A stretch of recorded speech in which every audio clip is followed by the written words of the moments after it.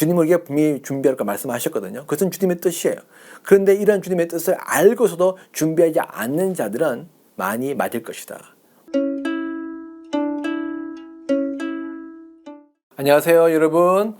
오늘은 여러분들에게 이기는 자가 되도록 기도하십시오라는 제목으로 말씀을 나누겠습니다. 먼저 우리는 이겨야 하는 상황이 온다는 것입니다. 요한계시록 2장, 3장 읽으면 유명한 7교회가 나오죠. 7교회에 대해서 공통적으로 하시는 말씀이 있습니다. 첫 번째는 귀 있는 자들은 성령의 교회에게 하시는 음성을 들으라. 성령께서 교회가 말씀하고 계시고 우리는 그 뜻을 들을 수 있는 귀가 있어야 된다는 거죠. 저는 지금도 우리 교회가 동일하게 성령께서 교회에게 주는 음성을 들어야 된다고 생각합니다. 우리는 정말 성령께서 주는 음성을 들을 마음이 있는가? 그럼 성령 우리가 무엇을 말씀하는가? 7교회의 공통점 나오는 두 번째는요, 이기는 자입니다. 성령은 7교회에게 말씀하는데 핵심은 무엇입니까? 그 모든 교회는 다 이겨야 된다는 것입니다. 이기는 것이 중요합니다. 왜 이기는 것이 중요합니까? 이겨야만 하는 상황이 오기 때문에 그렇습니다. 예수님께서 다시 오시기 전에 많은 일들이 일어납니다. 그 일들이 사실 별로 좋은 것들이 없습니다. 증조들이라는 것은 대부분 어렵고 힘들고 또 우리의 거센 믿음의 저항을 하는 것들이 많습니다. 그렇기 때문에 우리는 믿음의 싸움을 싸워야 될 것이고 싸워야 되기 때문에 우리는 이겨야 하는 것입니다. 하나님은 우리가 정말 이기는 자가 되기를 원하십니다. 예수님께서 다시 오시기 전에 사단은 예수님의 다시 오심을 느낍니다. 계시록 12장 12절 말씀을 읽으면 사단이 자기 때가 얼마 남지 않은 것을 알고 화가 나서 이 땅에 내려왔다고 이야기하고 있습니다. 예수님의 재림이 정확하게 언제인지 알 수 없지만 그때가 가까이 오고 있으면 그가 이 감각적으로 느끼기 때문에 불안한 것입니다.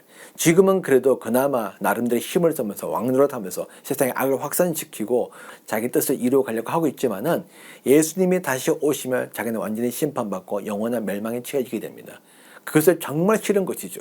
그래서 어떻게 해서든 간에 예수님의 재림이 늦춰지도록 하기 위해서 그리고 교회가 거기에 대해서 반응하지 못하고 준비를 하도록 못하기 위해서 교회에게 무관심하게 만들거나 무감각하게 만들고 무능력하게 만들고 더 나아가서 교회에게 환난과 핍박을 줘가지고 믿음의 시험에 빠져서 예수님의 재림을 맞이하지 못하도록 방해하는 것입니다. 우리에게는 영적 싸움이 있습니다. 우리가 원하도 원하지 않던 우리는 이미 영적 싸움을 싸우고 있습니다. 그 싸움이 갈수록 더 강해지게 될 것입니다. 우리는 이미 느끼고 있습니다. 우리는 이미 알고 있습니다.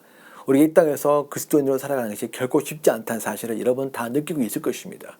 정치적으로, 사회적으로, 경제적으로, 학교에서도 마찬가지고요. 문화적으로도 그렇고 이미 교회는 비난받고 조롱당하고 무시당하고 그리고 사회에 거절당하는 그런 시대에 살고 있습니다. 근데 그것이 앞으로 더 거세진다는 것이죠. 전 세계적으로 특히 기독교 국가였던 서구 국가에 의해서 동성결혼이 합법화되어지면서 합법적으로 교회가 핍박받는 시대에 접어들었습니다. 이슬람에서 핍박받고 있고 공산국가에서 핍박받고 있고 힌두에서 핍박받고 있고 세속주의 정권에서 핍박받고 있고 핍박은 이제 일상이 되어져 버렸습니다. 우리는 계속 이런 상황에서 믿음의 싸움을 쌓아야 됩니다. 사단은 여러 가지 환경과 조건과 이런 상황을 이용해서 계속 우리의 믿음이 잃어버리고 소망을 잃어버리고 하나님에 대한 사랑을 잃어버리고 살게 만듭니다. 하지만 하나님은 우리가 그럼에도 불구하고 이기를 원하십니다. 성경은 우리에게 계속 준비를 말씀하고 있습니다. 누가복음 12장 40절, 47절 읽으면요. 너희도 준비하고 있으라. 생각하지도 않은 때에 인자가 올 것이기 때문이다. 주인의 뜻을 알고도 준비하지 않고 그 뜻대로 행하지 않는 종은 많이 맞을 것이다 라고 이야기했습니다. 성경이 우리에게 말한 것은 뭐냐? 이건 예수님께서 직접 말씀하신 겁니다. 너희도 준비하고 있으라. 주님은 우리가 분명히 준비할 거 말씀하셨거든요. 그것은 주님의 뜻이에요. 그런데 이런 주님의 뜻을 알고서도 준비하지 않는 자들은 많이 맞을 것이다. 이것이 우리가 어떻게 해석하든 사실은 좋은 이야기는 아닙니다. 주님은 우리가 준비를 원하시는 거죠. 누가복음 21장 32에서 36절 말씀 읽으면 이렇게 나왔습니다. 내가 진정으로 너희에게 말한다. 이 세대가 끝나기 전에 이 세대는 어떤 세대냐?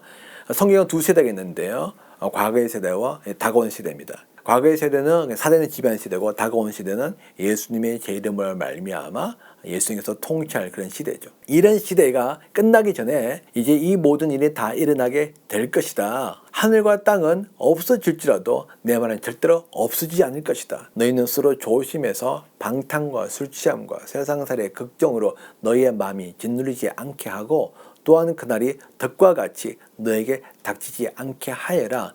그날은 온 땅에 사는 모든 사람에게 닥칠 것이다. 그러니 너희는 앞으로 일어날 이 모든 일을 능히 피하고 또 인자 앞에 설 수 있도록 기도하면서 껴있으라. 예수님께서 뭘 말씀하십니까?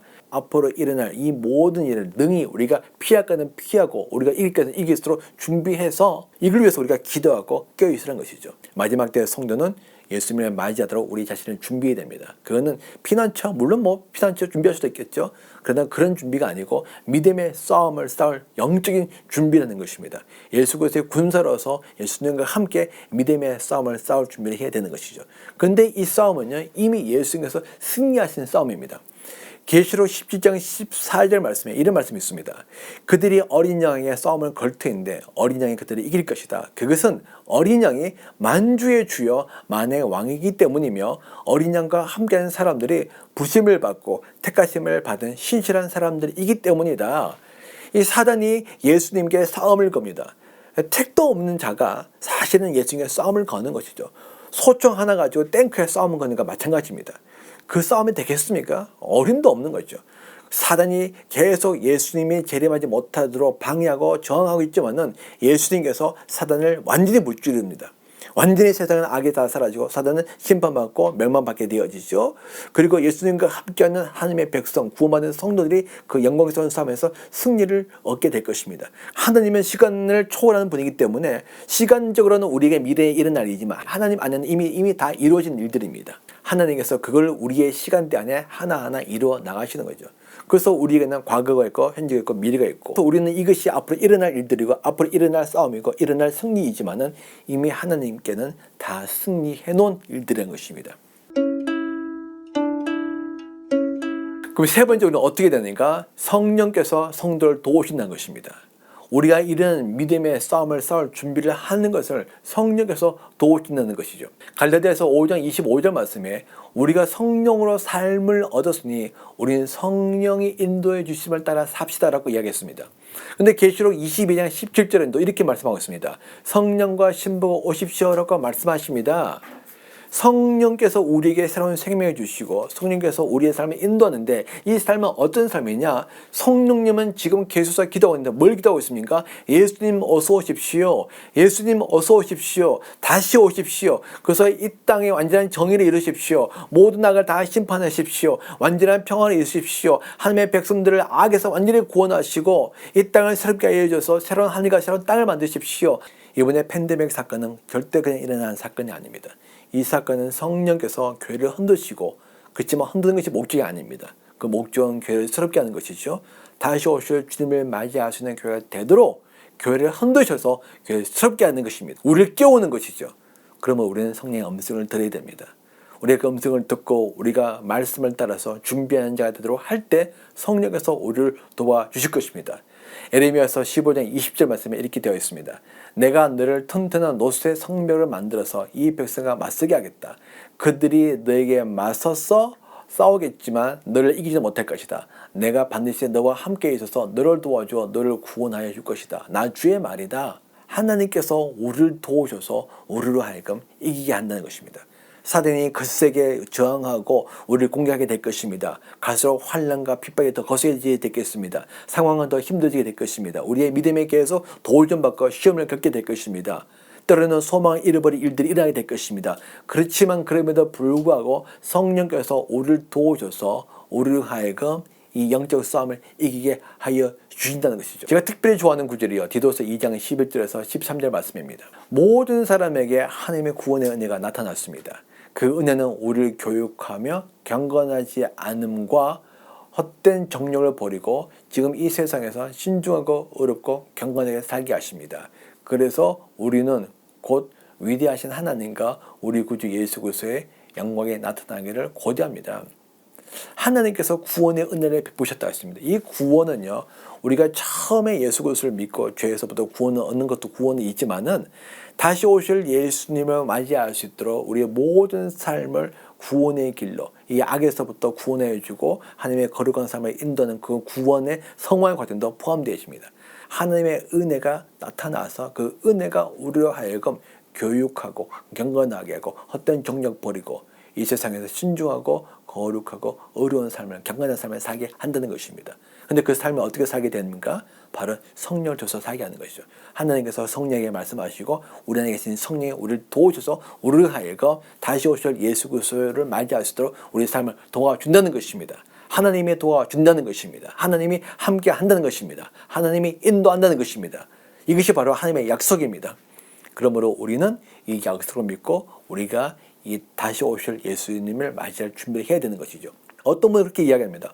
하나님 왜 굳이 이러한 삶을 살아야 됩니까? 하나님께서 그냥 다 알아서 이루시면 될 텐데, 물론 하나님께서 그렇게 다 할 수도 있지만은 하나님은 절대 그렇게 하지 않습니다. 하나님은 인격적인 분이기 때문에 우리의 인격적인 반응을 원하십니다. 하나님은 우리를 인격적으로 대하시고 존중하시고 기다리시고 하나하나 만들어 가십니다.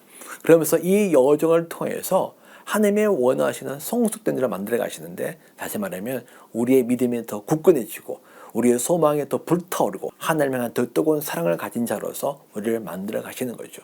이것이 바로 우리의 믿음의 여정이고 우리 인생의 여정입니다. 이 여정을 성령께서 우리와 함께 하시면서 이 여정 속에서 우리로 하여금 거룩한 신부로 다시 오실 주님을 맞이할 수 있도록 우리를 빚어 만들어 가신다는 것이죠. 그러므로 우리는 이 여정을 기쁨으로 걸어가야 될 책임이 있고 또 우리가 그렇게 기도하면서 걸어가야 줄 믿습니다. 요한계시록 22장 7절 말씀에 이기는 사람은 이것들을 상속받을 것이다. 나는 그의 하나님이 되고 그는 내 자녀가 될 것이다. 계시록 2장 3장의 7교회에게 성령께서 이기는 자를 말씀하십니다. 그리고 마지막 21장에서 또 말씀하십니다. 이기는 자들이 이것을 상속받을 것이다. 이것은 무엇이냐면 계시록 21장, 22장은 새하늘과 새 땅, 우리가 그렇게 꿈꾸는 천국이라는 것이 어떤 것인지 구체적으로 묘사되고 기록되어 있습니다.